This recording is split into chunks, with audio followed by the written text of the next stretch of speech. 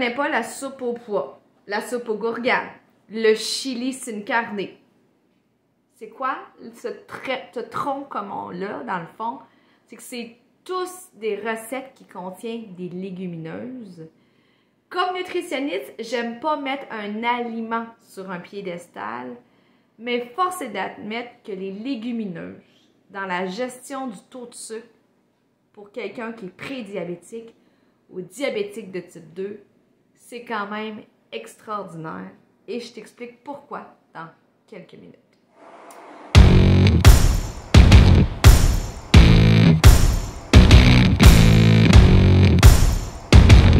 Mon nom c'est Véronique Plante, je suis nutritionniste diététiste professionnelle spécialisée en prévention et en traitement du diabète de type 2.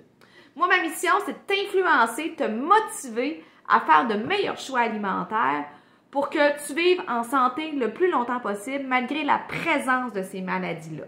Donc, en mangeant mieux, en faisant des meilleurs choix pour ta tête et ton corps, bien, on peut éviter la prise de médicaments. On peut éviter l'arrivée de l'insuline dans ta vie.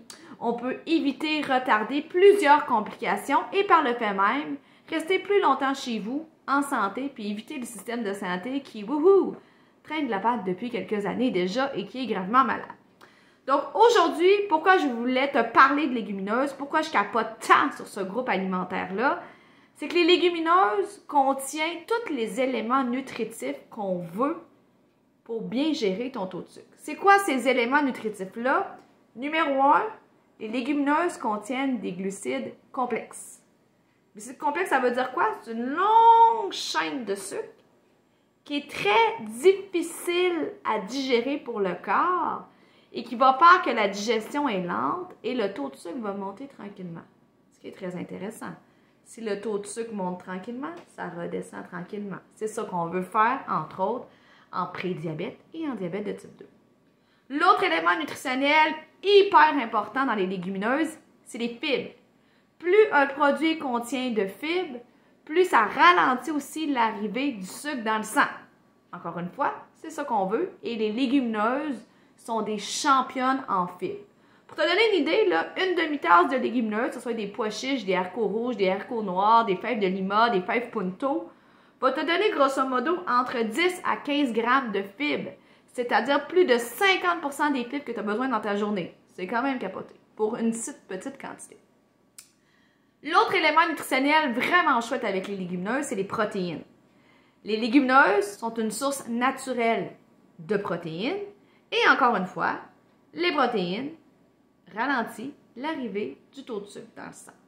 Je ne sais pas si tu le savais, mais il y a même des études qui ont démontré qu'une personne diabétique de type 2 qui prend un repas de pâtes, ou pas de pâtes, excuse-moi, mais de légumineuses au souper, va venir normaliser son taux de sucre pendant 12 heures.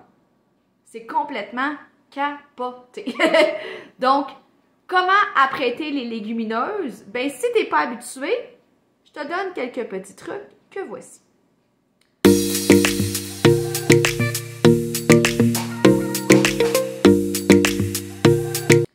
Alors, commence par des recettes que tu connais et que tu apprécies pour venir camoufler les légumineuses.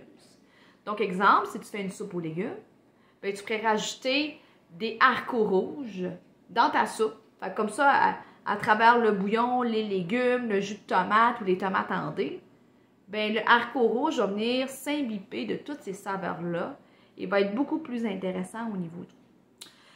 Tu fais du pâté chinois, ben, au lieu de faire revenir cuire de la viande hachée seule dans la poêle, tu pourrais rajouter une boîte de haricots noirs. Donc, haricots noirs, des petits grains, se rapprochent de la viande hachée grainée.